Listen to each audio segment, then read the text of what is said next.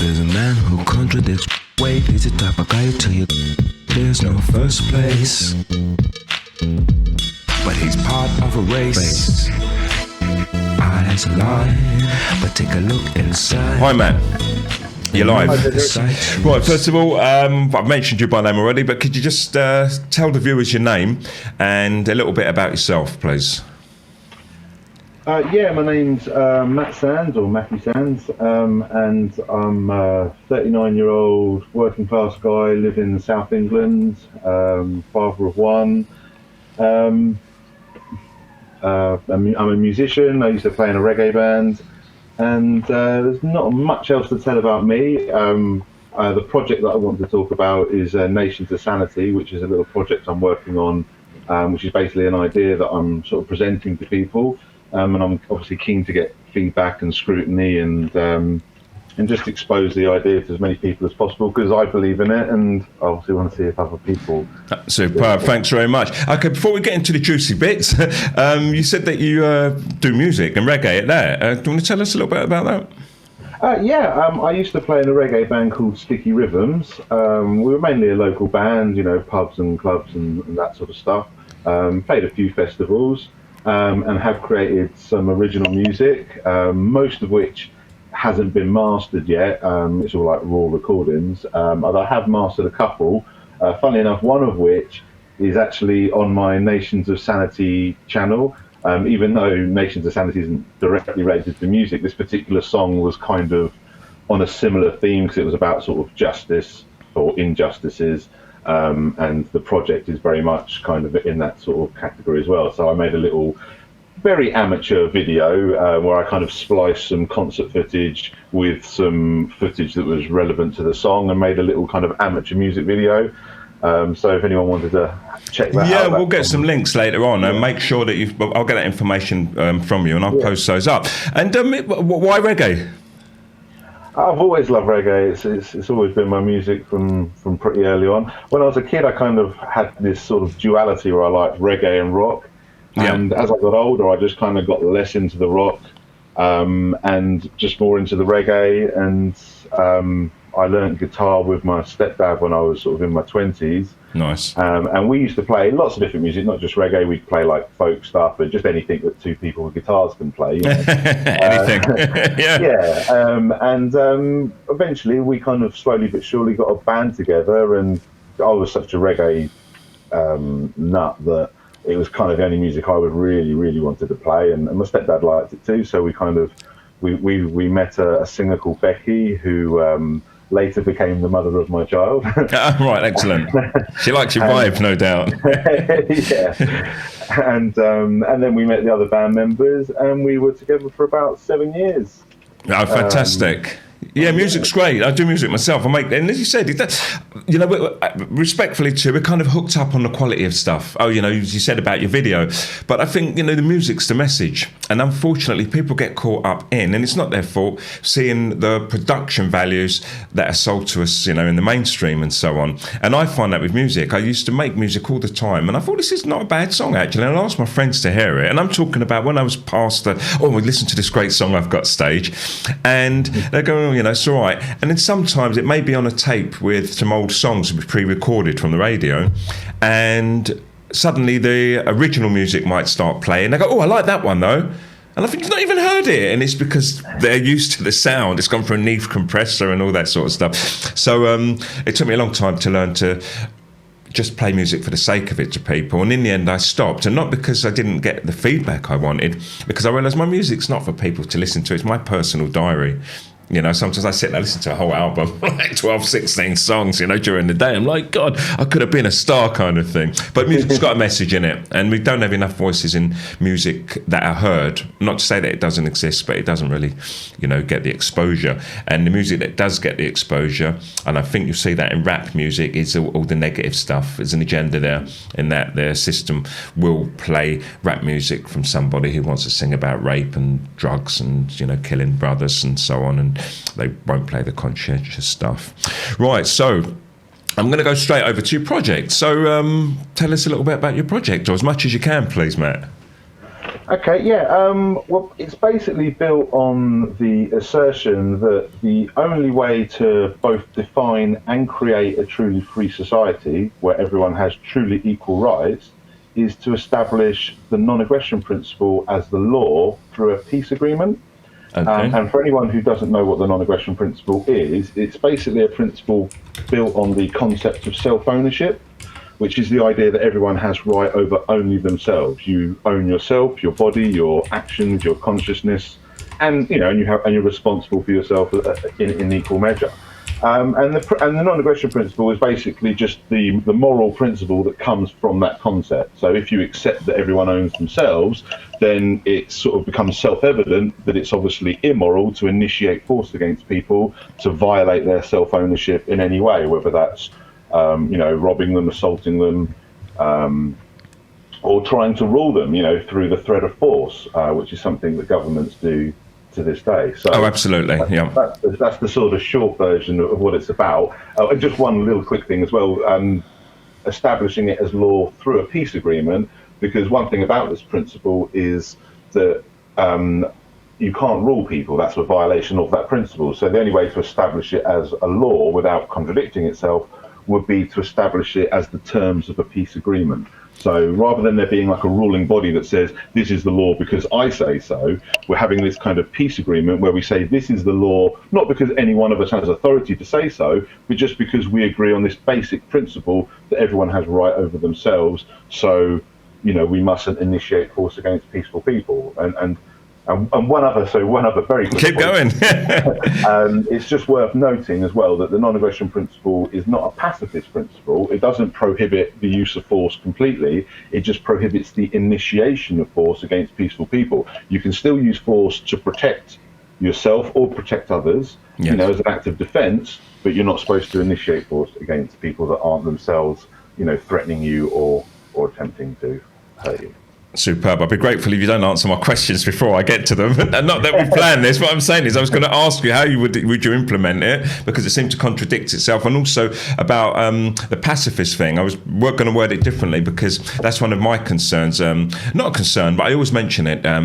My kind of character is about, I sometimes have a go at people, but at groups. I never isolate individuals. What I see as particular groups, genres, or whatever. And the pacifist happens to be one of them. And I always talk about, in my personal view, how futile a movement it is, in the fact of people who say they're never ever going to use violence against anybody, even if it meant they were in danger or their families. And I respect the people for having their own ideologies, don't get me wrong, but my personal view is like it doesn't seem right. And I'm glad to hear that this principle that you're putting forward wouldn't prohibit the use of violence, because I think we all know that, or force, let's say, because we know it does have a place, rather than the government who have currently got a monopoly on it.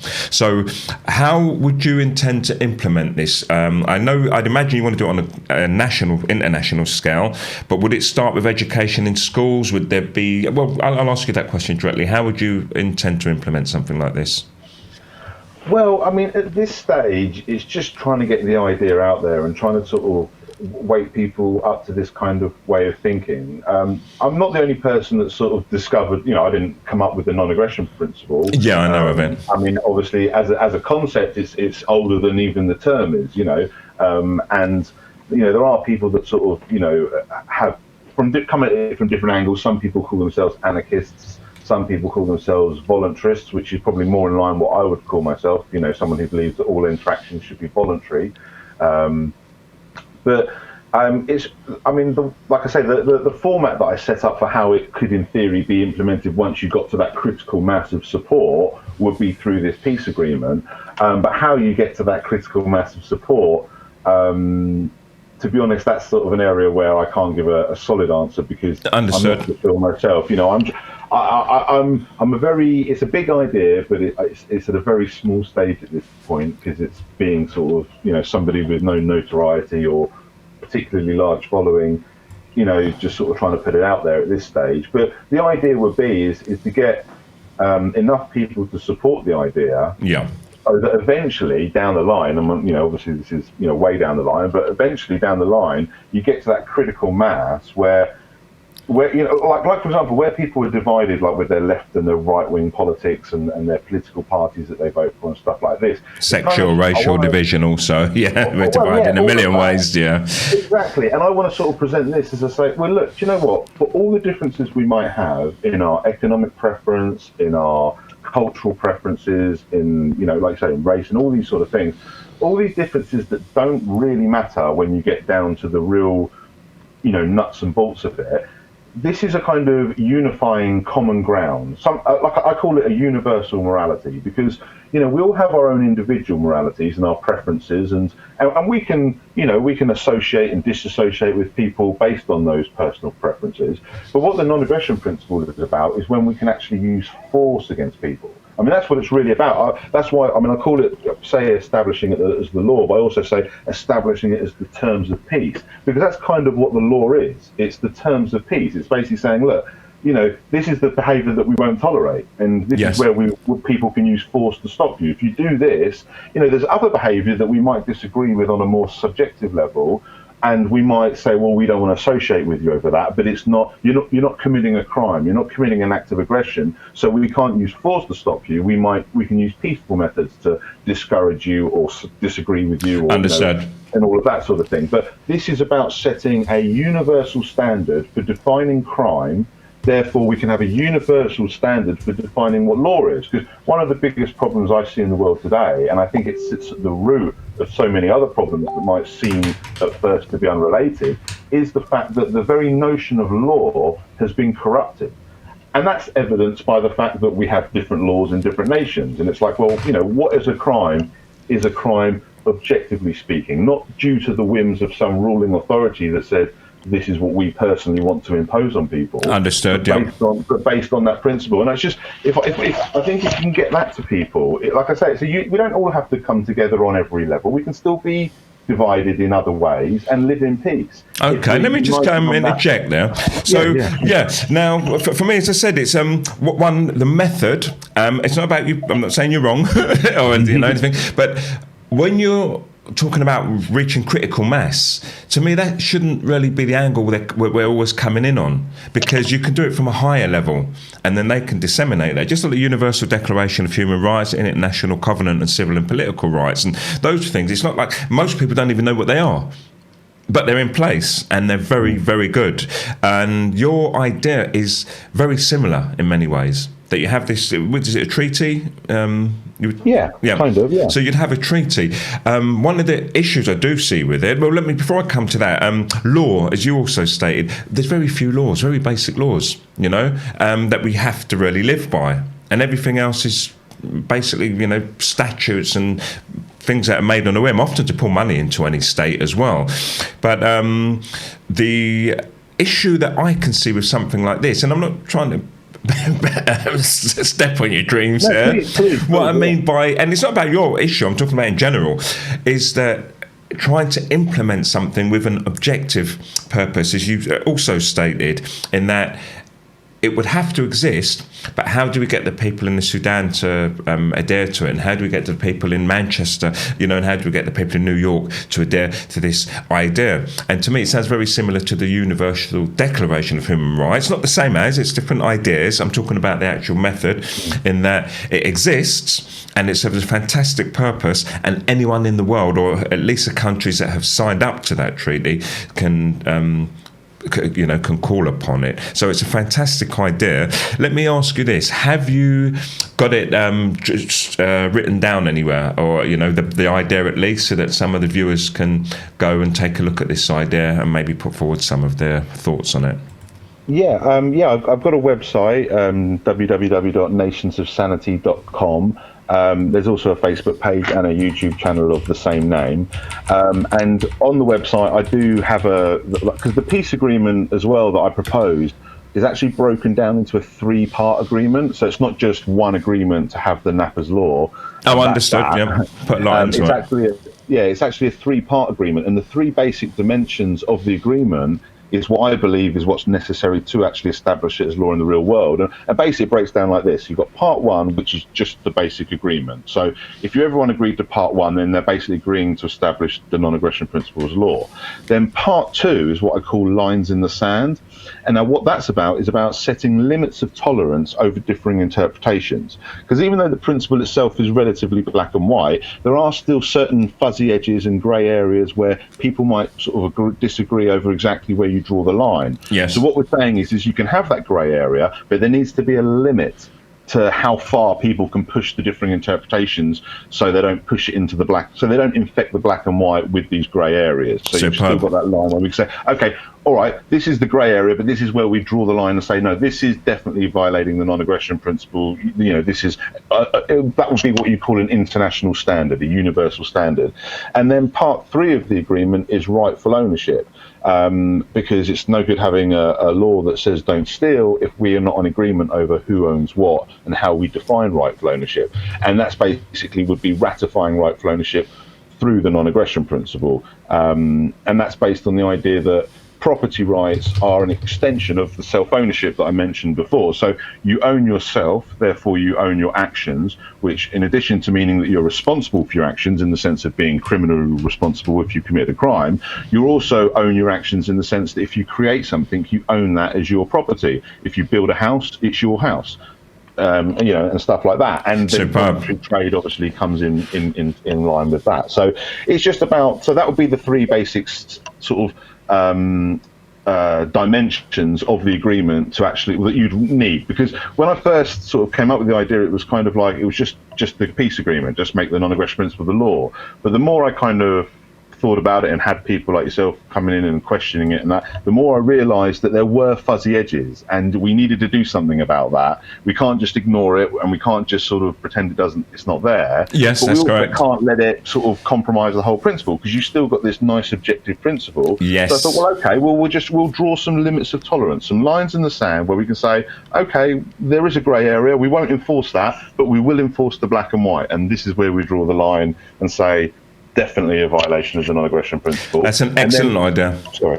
No, that's an excellent idea. No, go ahead, you're on the flow. Oh, well, no, and I was just going to say that when you've got that as a foundation of law that then defines a free society, what you can then do is use the freedom of voluntary association to then create voluntary collectives where you can then establish higher standards. Because a lot of people might say, well, I want to associate or be part of a regulated market or be part of a society even that has higher standards than just the non-aggression principle, than just crime. And it's like, well, okay, well, you can implement that through voluntary interactions. Because what the point of establishing the non-aggression principle as the law is that's what's saying that's the law. That's where we define crime. So that's something that's a standard imposed on anyone and everyone.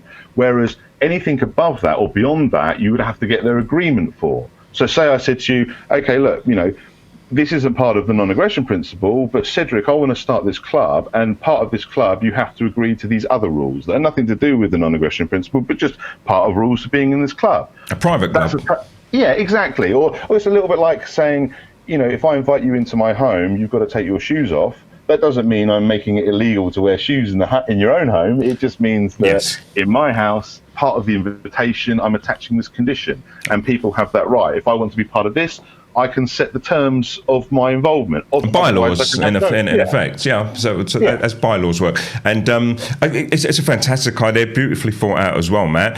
In fact, I'm looking forward to having a read of the documents. And for the viewers, anyone who's still here, me and Matt have only made contact earlier on in the week. And tonight, we planned that I'd call him at 8 o'clock, which I have done. So I know nothing of him, and this interview isn't contrived in any way. So yeah, I'm looking forward to looking for your work at your work. Now, if you want someone to step in your dreams and be critical about anything you have, come to me. Okay, I'm your man. And it's not about putting them down. It's about opening discussion. I'm not into like telling people that it can't be done. I'm brutally honest like that. If it's dead obvious, you know, if someone says they're going to go and win a gold medal the karate championships. I've never done karate before. Weird analogy, but I'll tell them straight. But with this, it agrees with a lot of the things that I like about peace and about living this, in a society, and it does work. One of the issues I will see there, well, one of the things I do like, let me start on the positive, it's devolution. When you talked about, separation, where people can work in their own communities, and you may have some rules that apply here, but they don't apply here. It's a very old method of working, and something that worked successfully until the big bosses and the landowners said, no, we want to own everything, and you guys have to now form a whole county and a whole, borough, then a county. And then they say, right, now I'm the Prime Minister and I own everything here, and these are the rules. And to me, it doesn't work, which is why I'm pretty much falling in love with your idea and your way of doing things.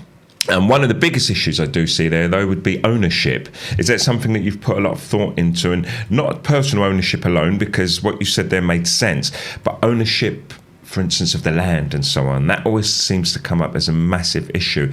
Have you got any ideas or thoughts on that, even if you're off the cuff right now? Yeah, no, it is something I thought a lot about, and again, that's a reason why that is part of that 3-part agreement, where I focus on rightful ownership as its own separate thing. Basically, property rights, and this is something that a lot of people that are into property rights don't really realise, but property rights, if applied consistently, doesn't actually allow for land ownership. Because, as I say, you acquire rightful ownership of property by creation of voluntary trade. But it all needs to start from creation. You need to, if you build a house, you can sell it to somebody else so they then own it, like I say, voluntary trade, but it needs to start off as a creation. Now, the problem with land is it's basically part of our natural environment and part of our shared environment. No one created the land itself. So no one can really claim ownership under property rights. It doesn't actually fit like that.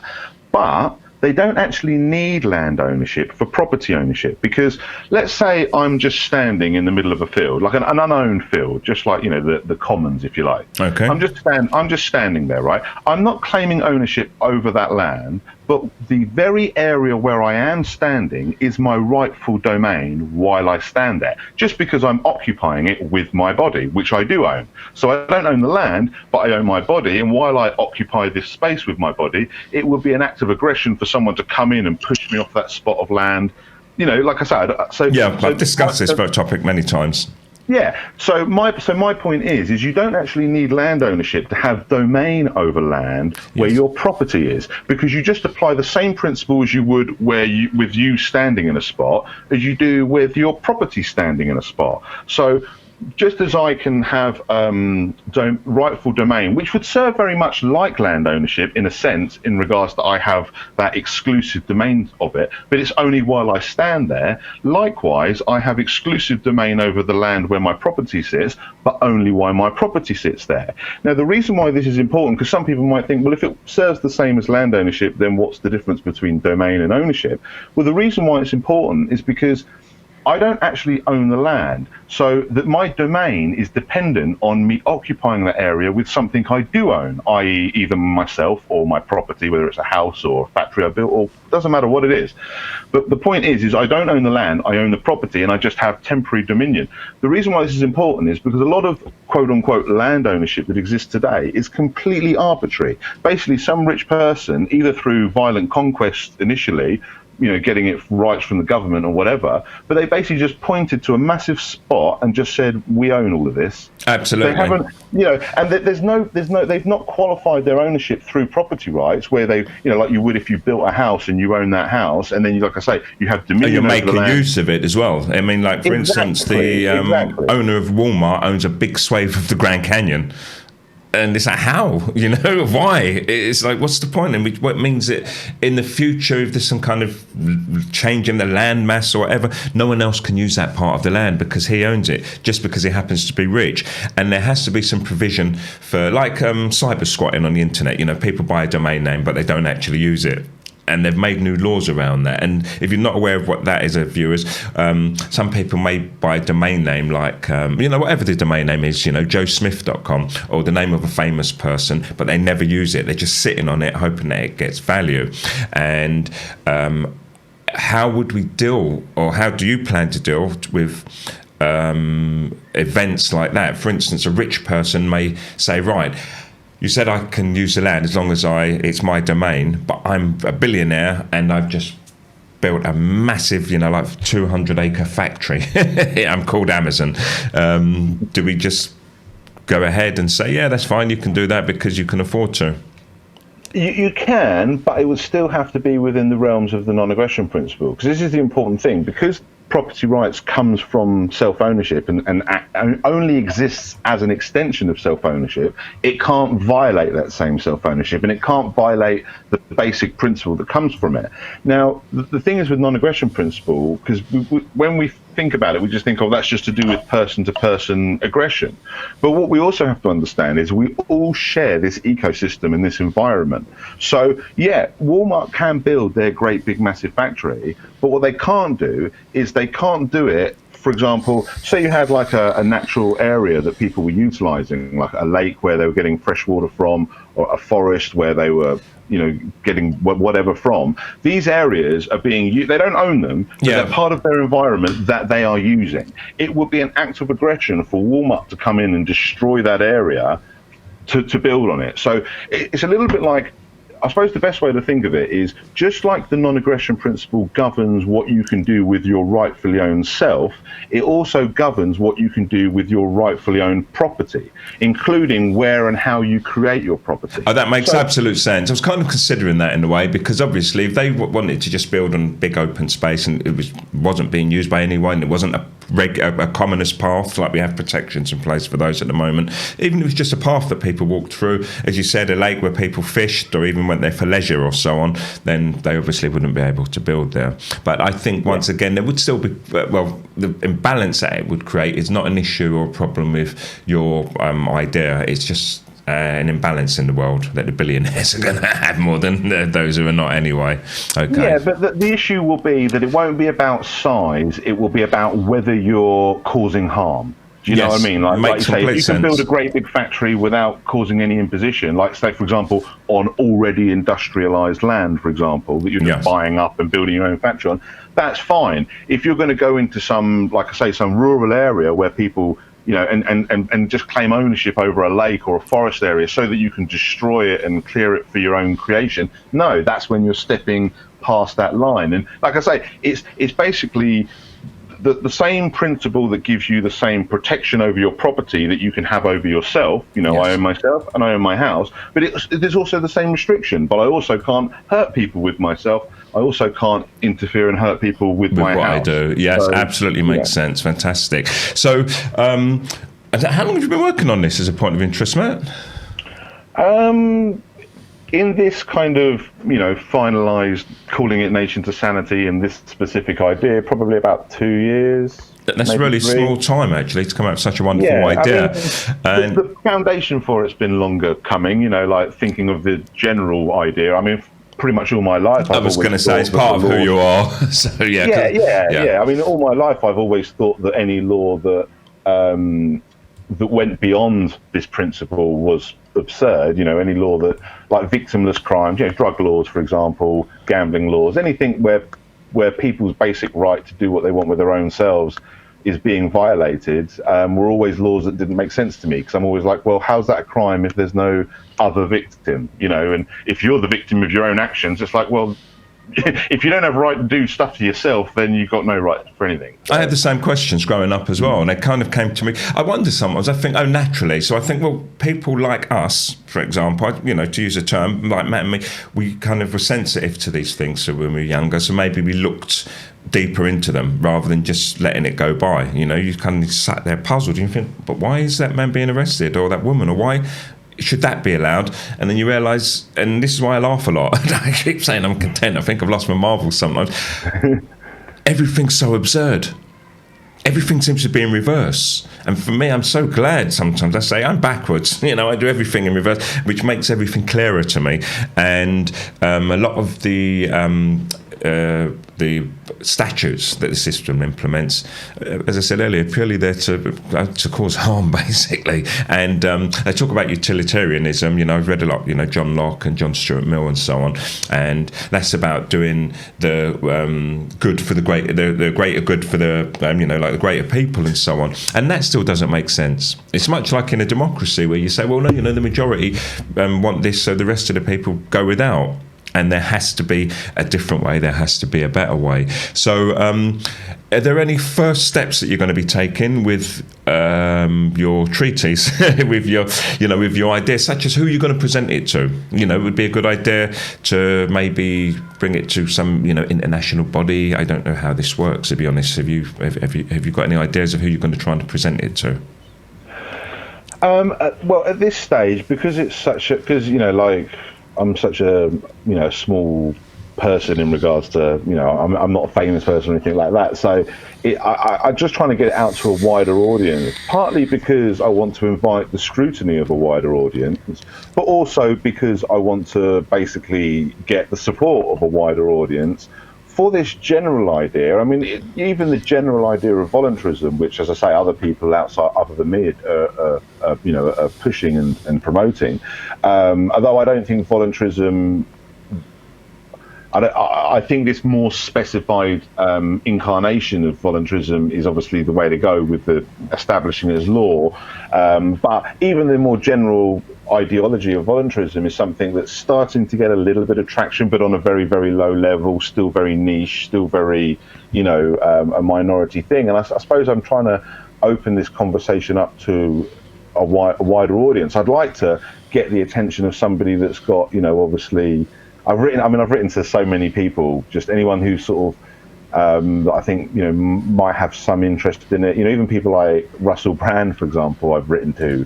Well, you're ahead of me. This is what I was going to say next. So let me just jump in. And it was about, because a couple of times you said, I just want to reach a wider audience. And sometimes I think, well, not always about the wider audience, even though that's also, to be included, but to target, if you can, someone who has got more of an audience already and more of a voice, because you never know when you're going to strike it. And also, I'm going to speak with you after this, if you don't mind. We can have a little chat. I've maybe got some ideas. I can't think of them right now, but I've always been successful in achieving what I want, because I call it what I say, go to the top.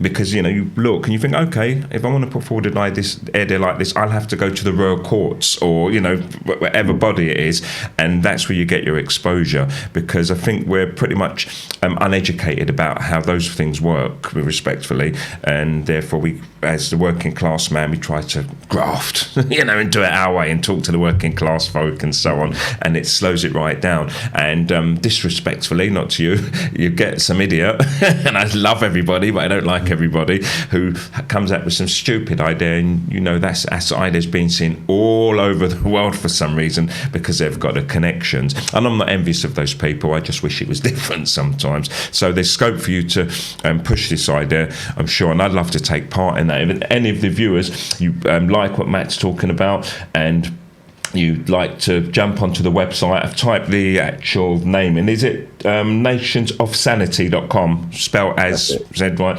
I've put the URL in there. If you want to go and take a look at the website, if there's anything you can do to help, or anybody who can, or you just want to promote this idea, then feel free to do so, because it's a fantastic idea.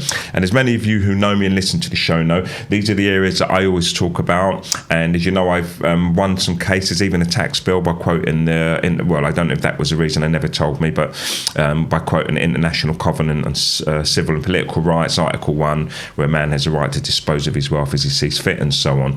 So these treaties do have some power, but it's about getting them in place and getting countries to sign up to them. So we have to not necessarily have the numbers to do it, but we just have to find the right person, the right body who's willing to take such a brilliant idea on. And this could be the future, because it means wealth not only for us, but also for our children and their children. So is there any more you want to add on that, Matt, at all, or? Really, I'd just be agreeing with a lot of what you just said, because, one of the things about it is one of the reasons why I'm writing to people like, I mean, Stephen Fry is another person, Russell Superb Brand, Jordan choice. Peterson, anyone who's got sort of a voice and would also not necessarily like the idea, but might say, oh, but come at it with criticism, because obviously, as I say, I want the scrutiny as well as I don't just want blind support. I want people to say, well, and pick holes out of it. And, Sure. I think the idea is solid, but I want people to obviously test that, how solid it actually is, so I can, obviously, reaffirm that. But the other thing is because other people have, like you say, they've got that voice and they've got the charisma, and I'm a little bit of an introverted person, although I'm talking quite comfortably with you, but I'm quite an introverted person, so I'm confident in the idea, but I'm not confident in my own ability to take it where it needs to be. So I very much want to. I can kind of see a little of that in your language, Sure. actually, yeah. And I'm a very forward person, but don't have your brilliance of idea. So, who knows? Maybe we could. We'll talk about it anyway. I'm not going to make any promises. I'm very, very busy with my own project, but I'd definitely be willing to put some help in. I'm a researcher. I'm very, very fast moving, and always get some kind of result, even if it means finding the person that you have to speak to, even if it doesn't have success. So I'm on board with this. And as you said yourself, you maybe a little introverted. You're definitely not lazy. I can imagine what you said about your trade and your self-taught a skill, and then you've put this together means that you're definitely a hard worker. So this has got legs on it. I'm going to end the interview there. I think we've kind of gone round with your idea. We've expressed it well enough. Would you agree? Yeah. I mean, as you say, you probably need to look into it more to have more questions to explore it more anyway, but I hope I've presented it relatively clearly and concisely. Oh yeah, for sure, to me, and I'm sure the viewers as well. Not only that, just that you explain things very well anyway, and it did come across to me. I understood it very well, and I'm also thinking about the viewers who may not have the knowledge I have about these things, and I thought if I had a blank slate, I would have still understood exactly what you're talking about. So on that note, thank you very much for coming in tonight, Matt. And ladies and gentlemen, that was Matt Sands, and you can see his work at www.nationsofsanity.com. And is there anything you want to see yourself out on, Matt? No. I mean, Okay. other than, like I say, I do believe in this idea. I think it's the only way that we can, in theory, have a proper free society. And one final point I just want to make as well is the reason why it's called Nations of Sanity is because this isn't utopia that I'm presenting. I'm not trying to present a perfect world where we're all singing Kumbaya. This is just Nations of Sanity, a world where the law is consistent and based on this universal principle is not utopia in my mind. Superb. It is just sanity. So excellent. Thank you very much for coming in. Matt, can I ask you to hang up, please? yeah, no problem. Okay, on that note, goodbye. Thank you very much. Bye. Right, that was Matt Sands, an absolutely amazing character with a fantastic idea. And these are the ideas that I've been trying to put forward for years. And, you often get met with conflict. And it's not because I'm putting people down, but people are not... It's not their area of interest. Simple. The same as you may be a seamstress and I'm a computer programmer, or you may put myself up there. Did you see that? Not to say it's better than a seamstress. We all need dresses. We all need clothes. More so the computer programmers, in fact. So we've got a seamstress and a computer programmer. It's just our areas. But we truly believe, and not just because, this is my idea and I want everyone on board, but we truly understand a lot more about the system and how the system works because it's been our area of study. And when I talk to people, and I'm sure when Matt talks to people, you realise that people do want a better standard of life. People do want changes. And we find that if we implement ideas like Matt's and some of the ideas that I've put forward, they seemingly point, not, as he said, not to utopia, but likely a better existence than the one we've currently got. So on that note, if anyone's still around, if you want to ask any questions about that interview, go ahead. If not, if you want to raise a new topic, go ahead. I'll just do a little filler. I can end the show there. Okay, let's get back to this.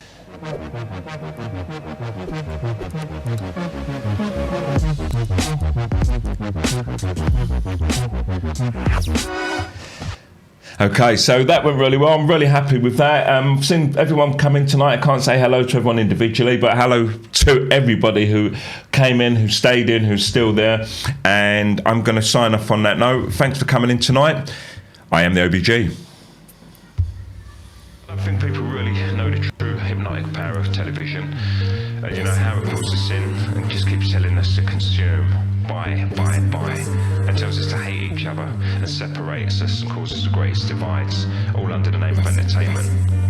And every time I turn on my TV, it's just like no surprise. It's all of those programs and they're pushing out lies. And in between there's the adverts and they do it again. And they're trying to convince us that we're friends and have us trained like good little soldiers.